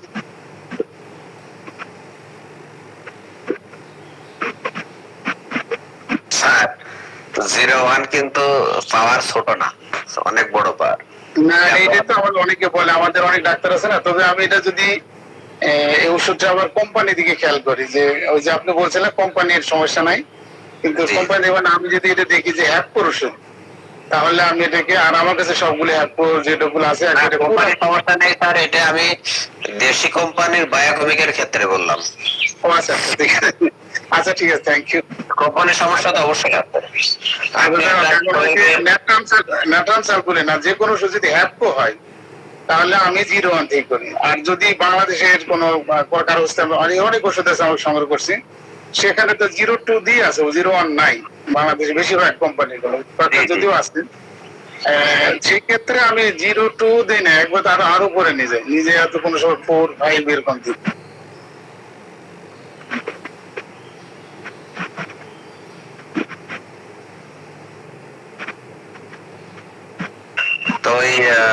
হচ্ছে পাওয়ার মেডিসিনের ক্ষেত্রে দেশি, যেমন মনে করেন যে মাসুদ পাকিস্তানি একটা মেডিসিন, তার পাওয়ার আর বাংলাদেশের মেডিসিনের পাওয়ার আর উইলমার শোয়েবের পাওয়ার, রিকোয়েজের পাওয়ার অবশ্যই ভেরিয়েবল। আর এই ব্যাপারে একটা আলোচনা স্যারে আমার লোকজন তো কমে গেছে, আমরা দুজনে গল্প করছি না। এখন হলো স্যারের একটা ক্লাস আছে, ফারুক আলী স্যারের আমাদের বাংলাদেশ হোমিওপ্যাথিক পরিষদের এই যে বিভিন্ন কোম্পানির একটা বলি, যদি রিকোয়েক এবং শোয়েব দুটো ওষুধ যদি ধরেন, একটা ওষুধের নাম বলি নাক্সভূমিকা 200 ব্যবহার করলাম, ধরা যাক রিকোয়েকের। এবার আমার কাছে 1M ওষুধ দেওয়ার প্রয়োজন রোগীকে, আমি ওই রিকোয়েকের 1M পেলাম না, আমি শোয়েবে দিতে পারবো কিনা? শোয়েবের জি স্যার দিতে পারবো। এটা আমি ফারুক আলী স্যারের ওই বিষয়টা শুনলে মানে আমরা খুব ক্লিয়ার হবে। উনি বিভিন্ন কোম্পানির ওষুধের তৈরির যে ফর্মুলা আছে তাতে এই যে 200 আর 1M এইটা পার্থক্য অনেক বেশি দুটার মধ্যে। এই জন্য একই কোম্পানি হলে ভালো হয়, না হলে রুগীকে বুঝে ওষুধ দেওয়া উচিত। স্যার ইদানিং আমি লোকে যে যাই বলে বলুক অর্গাননের কত সংস্করণ, আমি 200 যখন দেখছি কাজ হচ্ছে আমি 1M যাই না, 200 দিতে থাকি, তারপরে যাই 1M। এটা তো রোগীর অ্যাডমিনিস্ট্রেশনের নিয়ম যতক্ষণ কাজ করে। আর আমি যেহেতু সিনথেসার খুব বেশি ব্যবহার করি না, বেশিরভাগ পিটিউলিসাল করি, যার ফলে এই ভয়টা সমস্যা নেই। আর স্যার আপনি 50 মিলিসিমেলে দেখেন 49,999 আর 1 ভাগ, এটা কিন্তু চারটেখানি কথা না। আর 100 আমরা তো বিশ্বাস করতে পারি না, এই এক সমস্যা। এটা হলো হোমিওপ্যাথিকে হোমিওপ্যাথরাই বিশ্বাস করে না। হ্যাঁ জি স্যার। আর আপনার 99 ভাগ আর 1 ভাগ, কোথায় 99 ভাগ আর কোথায় 49,999 ভাগ, অবশ্যই পাওয়ার অনেক পার্থক্য। আমি লক্ষ্য করছি 0/1 এ যে অ্যাগ্রাভেশন হয় অনেক সময় 200 এ সে অ্যাগ্রাভেশন হয় না, এবং আমি কমনলি দেখছি 30-200 অ্যাগ্রাভেশন কম, কিন্তু 0/1 তে অ্যাগ্রাভেশন বেশি, বিশেষ করে স্কিনের অপশন থেকে স্কিনের অপশনে। এটা প্রমাণিত আমার কাছে। অসুস্থ ছিলেন, এখন জোর করে আপনাকে রেখে দিয়েছে বিদায় নেওয়ার পরে। স্যার 1 আউন্সে দেওয়া ভালো না 4 আউন্সে দেওয়া ভালো? কাজ ভালো হয় কোনটাতে? কাজ দুটাতেই ভালো হবে। 1 আউন্সে দিলে আপনার খরচ কম হবে, 4 আউন্সে দিলে খরচ বেশি হবে। আর একটা ব্যাপার আছে, রোগী কত দূরে বসবাস করে আর কয় টাকা দেবে তার উপরে ডিপেন্ড করে দেবেন আপনি ওষুধের পরিমাণ। রোগীর কাছে বেশি টাকা যদি নিতে চান তাহলে মনে করেন যে ফাইটাম দেবেন একটা, ওর সাথে হয়ে গেল। স্যার বোঝা গেল কিছু? আপনি অফিসার মানুষ, আপনি টাকা নাও নিতে পারেন। আরেকটা ব্যাপার আছে, যেমন মনে করেন একটা শিশুর জ্বর এসছে, এই জ্বরে আপনি ব্রায়োনিয়া দেবেন, এটা অবশ্যই আপনার 4 আউন্সে দেওয়ার প্রয়োজন নেই, আপনি 1 আউন্সে দেন। দিয়ে আপনি হচ্ছে ফোঁটা, কারণ একটা শিশুর লাগবে তো 2 থেকে 3 ফোঁটা বয়স অনুযায়ী, বা 5 ফোঁটা হাইয়েস্ট। ঠিক আছে স্যার? আবার স্যার আমি মূল ওষুধের 500 টাকা আস্তাগফিরুল্লাহ রব্বি, এতদিন রামায়ণ পড়ে যে সীতারামের মাসি হয় তাহলে তো স্যার বিপদ। মজা করলাম। না, মূল ওষুধ 500 টাকা না স্যার। মূল ওষুধ হচ্ছে আমি কিন্তু একটা গ্লোবিউলস দিই না, আপনারা যত যাই বলেন। আমার একটা কনফিউশন আছে, আমি এখনো সাসপিসিয়াস হয়ে যাই মনের ভিতরে যে আমি হচ্ছে 2-3টা গ্লোবিউলস দিই। ওই যে হোমিওপ্যাথি বলছেন না, চিকিৎসকের 3টা সমস্যা, তার মধ্যে একটাই নেই। কিছু সমস্যা না থাকলে তো সমাধান হবে না, সমস্যা থাকা দরকার আপনার। আজকে একটা ভিডিও দিব, আমার ভিডিওটা দেখলে পরে আর 2-3টা পিল দেওয়া লাগবে না, একটা পিল দিলেই হবে। স্যার আপনি যতই ভিডিও দেন আমি 3টা পিলই দেবো। দেখি অনেক ভিডিও দিতে পারেন, দেখবো আমরা আবার ভালো হবে। দেন স্যার, আমি বলি স্যার, আচ্ছা একটা পিল আর 3টা পিলে কি রোগীর অ্যাগ্রাভেশন বেড়ে যাবে? কোনো অ্যাগ্রাভেশন হবে না, একটা পিল দিয়ে যে কাজ হবে 10টা পিল দিলেও সে কাজ হবে। তাহলে আমার 10টা উনি যেটা বললো না, শোনেন উনি যেটা বললো না, এইটাই সমস্যা আমাদের। কারণ আপনি একবার বললেন না যে পানি 4 আউন্স দিলে আর পয়সা কম বেশি হবে, ওই যে 10টা দিলে কেন দিব আসলে না, যেটা অপ্রয়োজনীয় বিষয়, এটা মানে অপচয়কারী হবে। হ্যাঁ, এটা অপচয় ঠিক আছে।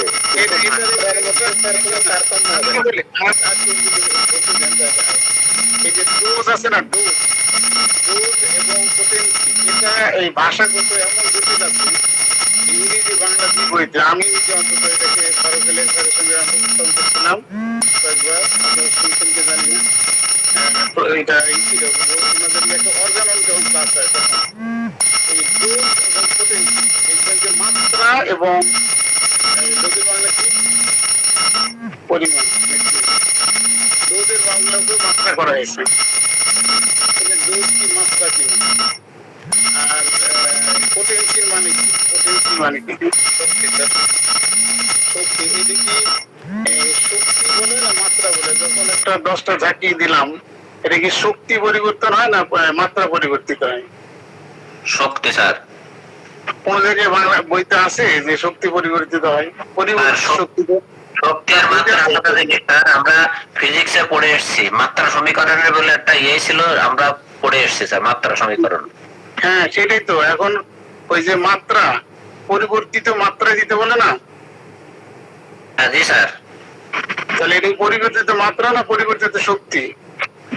পরিবর্তিত মাত্রা না স্যার, ওই জায়গায় পরিবর্তিত শক্তিতে দিতে হবে স্যার।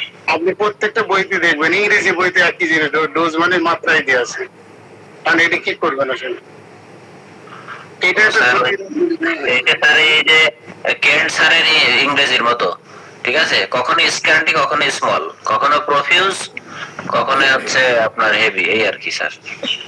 হ্যাঁ সেটাই, এটা জটিলতা আছে বিষয়।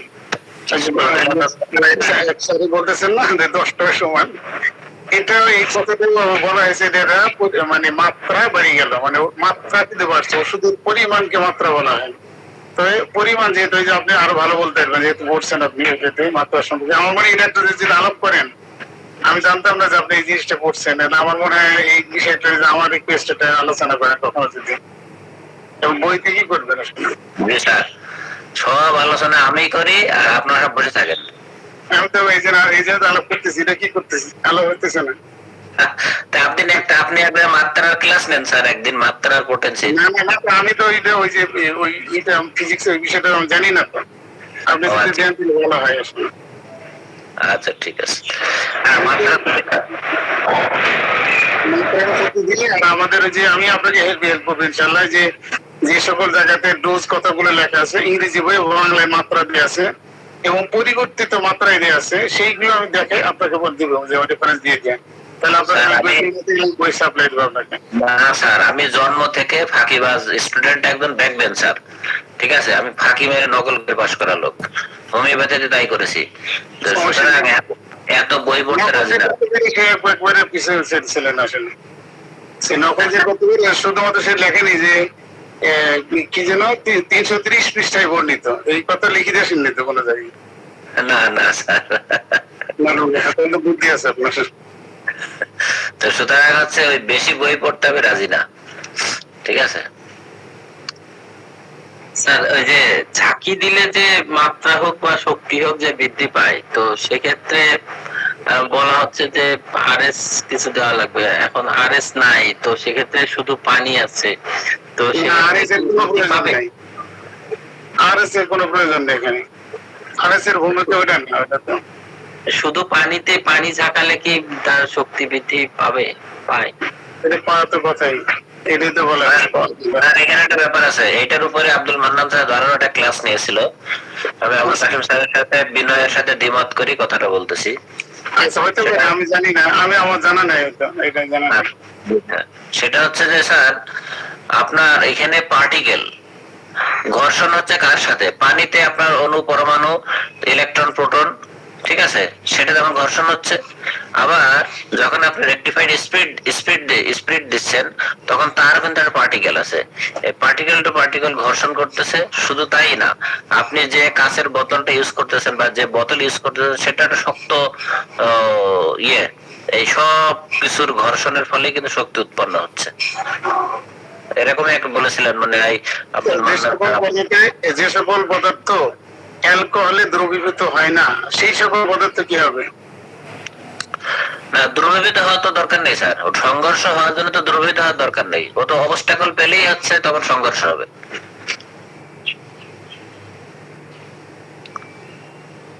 আমরা স্যার সম্ভবত বর্তমান সময়ে স্যার যে ঔষধগুলো ব্যবহার করছি শততমিক, এগুলো সমসাময়িক সময় কিন্তু স্যার হ্যান্ডম্যানিয়ান ম্যাথডসে কিন্তু পোটেন্টাইজ করা হয় না। এটা পরে কোন জানি এক ডাক্তার সাহেব আসছে, নামটা আমার এই মুহূর্তে মনে পড়ছে না। স্যারের ক্লাসের ভিতরে ডিটেইলস দেয়া আছে, আপনি যেটা বলছেন কারেক্টলি বলছেন, ওখানে নাম আমার এখন মনে নাই। আর খুব চমৎকার স্যার দিব, হ্যাঁ আপনারা এই গ্রুপে আমি দুইটা ভিডিও দিব। একটা হচ্ছে যে পানি দিয়েও হোমিওপ্যাথি ঔষধ শক্তি পরিবর্তন করা যায়, এটা একদম সরাসরি ভিডিওতে দেখিয়ে দিয়েছে কোরিয়ান ডাক্তার। আর একটা হচ্ছে যে আমরা যে ওষুধটা এখন ব্যবহার করি এটা হ্যানিম্যানিয়ান মেথডসে তৈরি হয় না, এটা পরে এক ডাক্তার আসছে ওনার ওই মেথডসে তৈরি করা হয়। ভিডিওটা দেখলে বুঝতে পারবেন। জি, thank you very much in advance. জি জিন্তা স্যার বলেন। হ্যাঁ স্যার বলছিলাম যে ওই আসসালামু আলাইকুম। ওয়ালাইকুম আসসালাম। জি স্যার, আপনারা একটা বিদায় নেন। জি বলেন। আপনি বলছিলেন যে ওই যখন 200 পোটেন্সি কাজ হচ্ছে তখন 200 পোটেন্সি দিয়ে যাব, এই প্রসেসটা একটু যদি ডিসকাস করতেন দয়া করিয়া। এটা কেন্ট স্যারের কথা, আমার কথা না। পঞ্চম সংস্করণের আলোকে কেন্ট স্যার বলেছে ওই পোটেন্সি যতক্ষণ কাজ করতে থাকবে শততমিক, ততক্ষণ পর্যন্ত আপনি দিতে পারবেন। Okay sir? জি স্যার। তাহলে ওই যে পঞ্চম ষষ্ঠ সংস্করণের যে একটা পোটেন্সি দ্বিতীয়বার আর কাজ করে না, এটা কি হবে? তাহলে ওই অর্গানন ভুল আছে নাকি? না, এটা 50 মিলিসিমেল অনুযায়ী হবে স্যার। ওখানে ওই 50 মিলিসিমেলের মনে হয় বইতেও আছে কিরকম, মানে দ্বিতীয়বার এত দেখি না মনে হয় ইনশাল্লাহ। স্যার ষষ্ঠ সংস্করণ তো 50 মিলিসিমেলই ক্যারি করবে, তাই না? সেটা ঠিক আছে, কিন্তু ওই একই ওষুধ আপনার পঞ্চম সংস্করণ আছে কিনা আমার কথা আছে কম্বাইন। সম্ভবত 145 মনে হয়, 145 আপনি বলছিলেন। হ্যাঁ, ওইটা 145 হলে ম্যাথমেটিকা। ম্যাথমেটিকা কিভাবে লেখা হয়েছে এটাকে বলা হয়েছে এই কি জন্য বুক অফ নেচার, মানে ম্যাথমেটিকা। জি স্যার। 145 আমি মনে কথা পড়েছিলাম যে মানে যে রিপিটেড ডোজের কথাটা যেটা স্যার বললেন যে একই ডোজ বারবার দিব, এইখানে মনে হয় আমি কোথাও যেন দেখছিলাম যে মানে একটা ডোজকে আপনি রিপিটেড করবেন 4 বার সেন্টিসিমেলে, আর 50 সিমেলে মনে হয় স্যার মেবি মানে রিপিটেড না করাটাই বেটার। স্যার তো যদি বলতেন। এতক্ষণ তো সেটাই বলা হলো। না মানে ওই যে ষষ্ঠ সংস্করণের নির্দেশগুলো ধরে নিতে হবে আপনার 50 মিলিসিমেল বেজ, যেহেতু এটা সর্বশেষ আবিষ্কার ছিল, তো তার আলোকে ওখানে রিপিট করতে নিষেধ করা আছে 145 অ্যাফোরিজম, আমার যদি ভুল না হয়। আর 145 অ্যাফোরিজম এটা সম্ভবত 246 বা 47। 246, হ্যাঁ জি স্যার।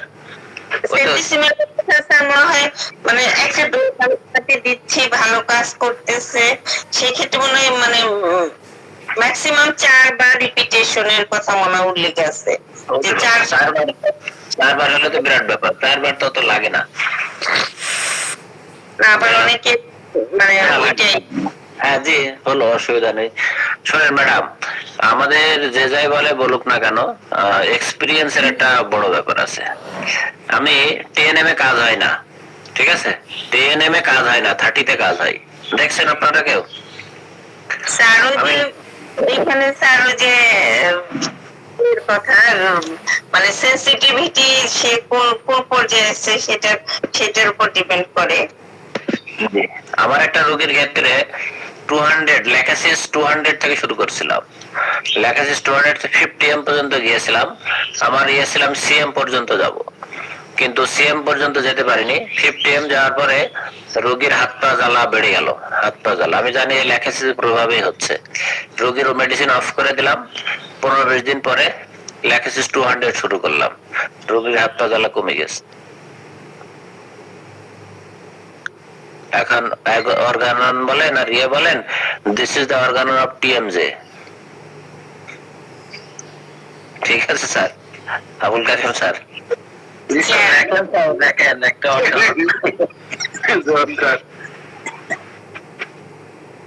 তো এই জন্য এক্সপিরিয়েন্সে অনেক কিছুতেই পাবেন বা ইত্যাদি ইত্যাদি। বলছে না স্যার ডাক্তারের স্যার, সেখানে টিএমজে। জি বলেন ম্যাডাম। ম্যাডাম অনেকদিন পরে হাত উঠিয়েছেন, বলেন। বিড়ালের মা। জি আসসালামু আলাইকুম স্যার। কোন? আসসালামু আলাইকুম স্যার। ওয়ালাইকুম আসসালাম, বলেন বলেন, শোনা যায়। স্যার আমার একটা প্রশ্ন ছিল স্যার। ইনফেকশন হয় স্যার, ওইগুলো পাকার পরে স্যার কি মেডিসিন দিলে যে আমাদের দ্রুত সেরে যায়? কিন্তু আমি একটা ছবি দিয়েছি স্যার হোলিস্টিক গ্রুপে, দেখতাম তাহলে ভালো হতো। কি হয়েছে কি আবার বলেন। স্যার 2.5 বছরের একটা বাচ্চা, ছেলে বাচ্চা আর কি। ওই বাচ্চাটার স্যার আমি ওনাকে ওই যে আর্নিকে দিছিলাম 02, 6টা ডোজ দিছি। দেওয়ার পরে তার সমস্ত শরীরে যে গুড়ি গুড়ি উদ্ভিদ ছিল স্যার, উদ্ভিদ গুলো ভালো হয়ে গেছে। ভালো হওয়ার পরে আবার 1 মাস থেকে স্যার আবার রিটার্ন আসলো। আসার পরে বাচ্চাটা ছিল স্যার ক্যালকেরিয়া কার্ভের, তো ক্যালকেরিয়া কার্ভ দিলাম। দেওয়ার পরে স্যার আবার ভালো, আবার 1 মাস পরে আবার রিটার্ন আসলো। আসার পরে স্যার তখন আমি ইসিনিশিয়া মাদার দিছিলাম স্যার। ইসিনিশিয়া মাদার 3টা বোতল 2 আউন্সের দিছিলাম। দেওয়ার পরে না স্যার 2টা দিছিলাম স্যার। এখন এমন ভাবে তার হাতে আর পায়ে বড় বড় গোটা একবার পাইকে আছে, সাদা হয়ে গেছে।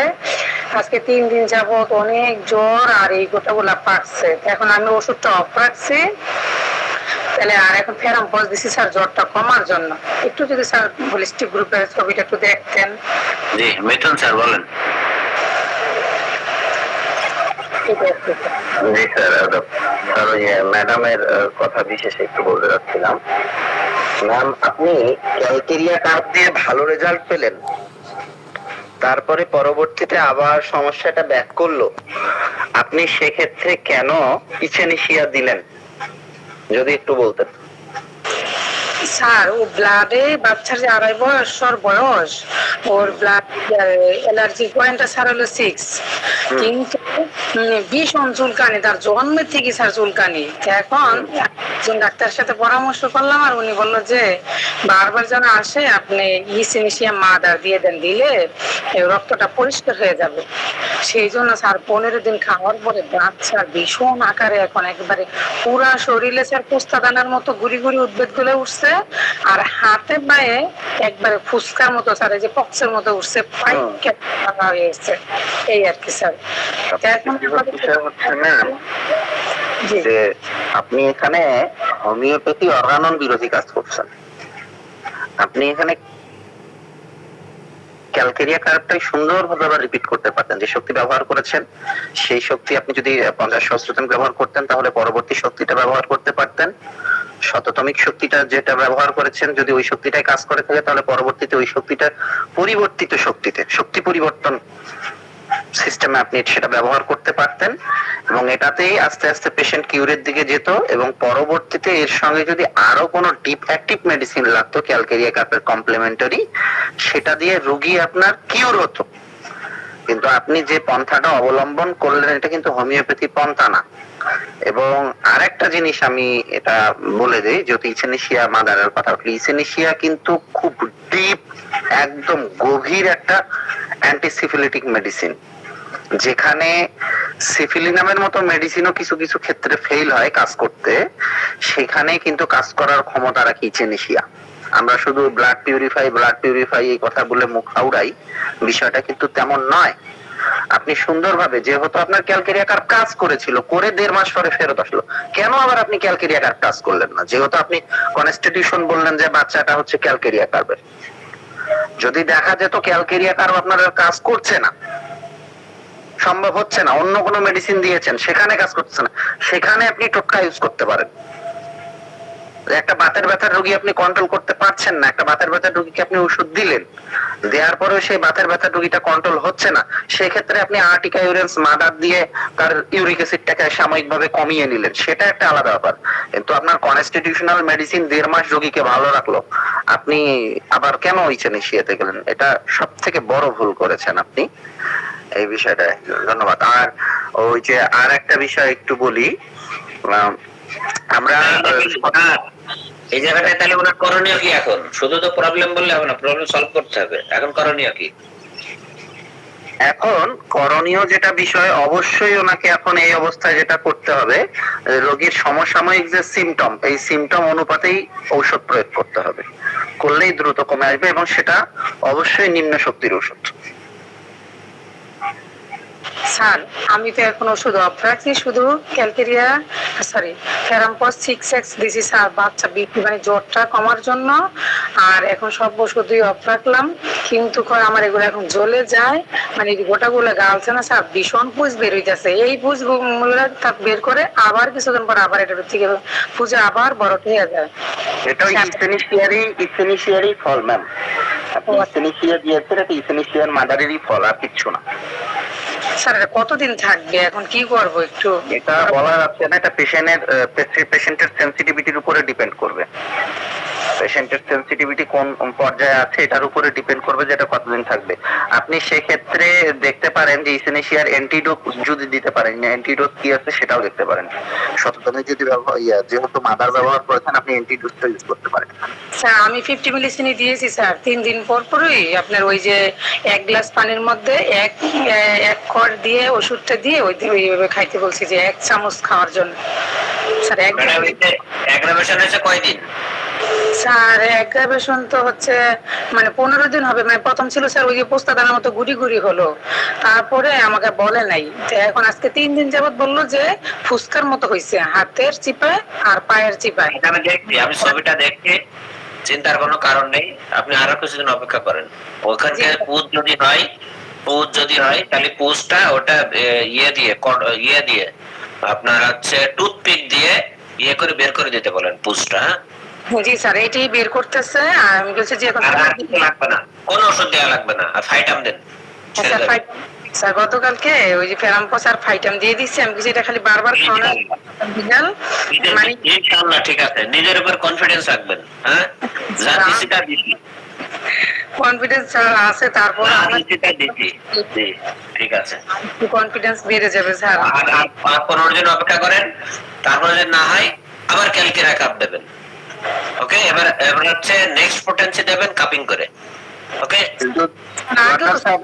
পেশেন্ট যদি 15 দিন ধৈর্য না ধরে বা এই 15 দিনে যদি অবস্থা আরো বেহাল হয় স্যার, তখন চলে যাক স্যার স্কিন ইরাপশনে 15-20 দিন 3 মাস যদি সে অপেক্ষা করতে না পারে, তার স্কিন ইরাপশন সারবেও না, কোনো লাভও নেই ওই রোগ চিকিৎসা করে।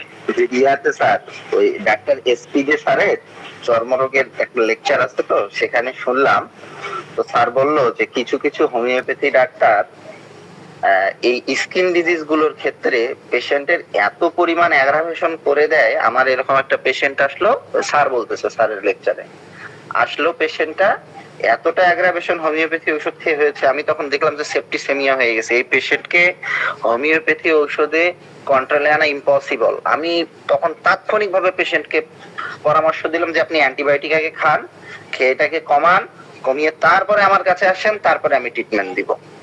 হচ্ছে উক্ত অবস্থায় কন্ট্রোলে আনার মতন কোনো পরিস্থিতি ছিল না পেশেন্টের, এতটা অ্যাগ্রাভেশন হয়েছিল। তো সেক্ষেত্রে স্যার আসলে ছোট বাচ্চা তো, বা এমন কিছু পেশেন্ট থাকে যে তীব্র জ্বালা যন্ত্রণা কষ্ট মানে পেশেন্ট নিতে পারে না বা সহ্য করতে পারে না, তখনই দিশেহারা হয়ে যেতে হয়। ধন্যবাদ স্যার। স্যার বাচ্চার থেকে বাচ্চার মা বেশি ব্যস্ত, যে হ্যাঁ কি হলো, আমি কি কিচ্ছু হয় নাই, এটা 3 মাস এমনি বুঝপানি পড়বেই, তারপরে বাচ্চা একবারে কিউর হয়ে যাবে, তার এই রোগ আর থাকবে না। বাচ্চার মার 1 ডোজ আর্সেনিক দেন। স্যার দিছি আর্সেনিক, ওনার কাজ হয় নাই স্যার। স্যার উনি এই পেশেন্টের, ওনার থেকে ওনার বাচ্চার এরকম হয়েছে স্যার। ঠিক আছে, তারপরে ওনাকে দিছি স্যার এখন স্যার এলো সক্রেটিনে দিছি স্যার। ওনার স্যার এই এলো সক্রেটিনে স্যার ওনার ভালো কাজ হচ্ছে স্যার চুলকানিতে। স্যার এত স্কিন ইরপশন ওনার, কিন্তু ওনার এইটাতে খুব ভালো কাজ হলো, কিন্তু এর চেয়ে বড় বড় বেশি দিলাম কিন্তু ওগুলা কাজ আর আরেকটা জিনিস ম্যাডাম, সব রোগীতে যে সাকসেস আসবে এই চিন্তা থেকে দূরে সরে যেতে হবে, ঠিক আছে? সব রোগীতে সাকসেস আসবে না। আপনি চেষ্টা করে দেন, 1 মাস দেখেন, দেখে ও কালকিরা কাপ দেবেন, না হলে বলবেন যে আসসালামু আলাইকুম। স্যার আমি কি বলে দিছি, আপনি মেডিকেলে যদি আমার প্রতি বিশ্বাস না থাকে আর হোমের প্রতি বিশ্বাস না থাকে, আজকে আপনি মেডিকেলে চলে যাই ডাক্তার কাছে যান, 10,000 টাকা দিবেন। ওনার বড় বাচ্চা দেখা যায় 10,000 টাকা লাগছে, একবার গেছে স্যার। আমাকে যান দয়া করে, কারণ আমি আমার সাধ্য অনুযায়ী আমি চেষ্টা করতেছি ভালো করার জন্য, তার এগুলো বেরিয়ে গেলে একবার বাচ্চাটা সুস্থ সুন্দর হয়ে মানে জীবনযাপন করতে পারবে। আপনি যদি অধৈর্য হন তাহলে বাচ্চা কি করবে? বাচ্চার ভালো করে যত্ন দিবেন, বারবার শোল মোছাবেন, একটু তার খাওয়ার প্রতি তার যত্ন নিবেন, তাহলে বাচ্চা তাদের সুস্থ হয়ে যাবে। আর বারবার এগুলা খালি একটু একটু করে ফুসগুলো বের করবেন। না দেখি তারপর বিশ্বাস করি তো আপনার উপরে, এখন আমাকে তাহলে ধৈর্য ধরতে হবে। 6 মাস পুষ্পানি বেরিব। ওই যে 7 স্যার বললেন না, ওনার কথা শুনে স্যার আর একটু কনফিডেন্স বেড়ে গেল। তারপরে আমি না তো ভয় পাইতাম স্যার, কিন্তু স্যার আল্লাহ না খেয়ে দারাজ করুক, সকলের জন্য দোয়া। এই আর কি স্যার, দোয়া করবেন যাতে সুস্থ হয়ে যায় বাচ্চাটা। জি, আসসালামু আলাইকুম। আমাদের সাথে কি বিশ্বনাথ স্যার আছে? স্যারের সাথে কথাই হচ্ছে না। স্যার, আদাব স্যার। জি স্যার, শুনছি, শুনতে ভালো লাগে। এইটা তো স্যার মানুষের সবচেয়ে বড় গুণ, যারা শোনে। ধন্যবাদ স্যার। স্যার দোয়া করবেন আমাদের জন্য স্যার, হ্যাঁ স্যার, বাংলাদেশের জন্য, এই আর কি। এই পেশেন্টের জন্য বিশ্বনাথ স্যারের পরামর্শ কি স্যার? ঠিকই বলেছেন। আমাদের জোয়ারদার স্যার যা বললেন, এখন ফাইটাম দিয়ে যেতে, ওটা তো কাজ করছে, বের করে দিয়েছে। অনেক বড় জিনিস, তার ডিসচার্জ হচ্ছে, এটা চারটিখানি কথা না। জি, এবং সে সেরে যাবে, এই রোগীটা সেরে যাবে। সে তো জন্ম থেকে জন্মি, অর্থাৎ জন্ম থেকে তার ইচিং, এই ডিসচার্জ হলেই তার যত ডিসচার্জ হবে তত কিওর হবে, এটা বোঝাতে হবে তারে। স্যার এটা আমি বুঝাই ওনাকে সুন্দর করে বুঝিয়ে দিয়েছি। আর ওর বাচ্চাটার হয় মানে যে আপনার মশায় কামড় দিলে তার থেকে অনবরত পানি পড়তে থাকে, এটা ফুলে পানি পড়ে, তার শরীরটাই একেবারে কেমন জানি একটু কিছু হলে এরকম হয়ে যায়। কিন্তু পায়েও স্যার এগুলো উঠছে, পায়ের আঙ্গুলে প্লাস হাতের আঙ্গুলে, এই 2 জায়গায় বেশি। যাক, দোয়া করবেন স্যার।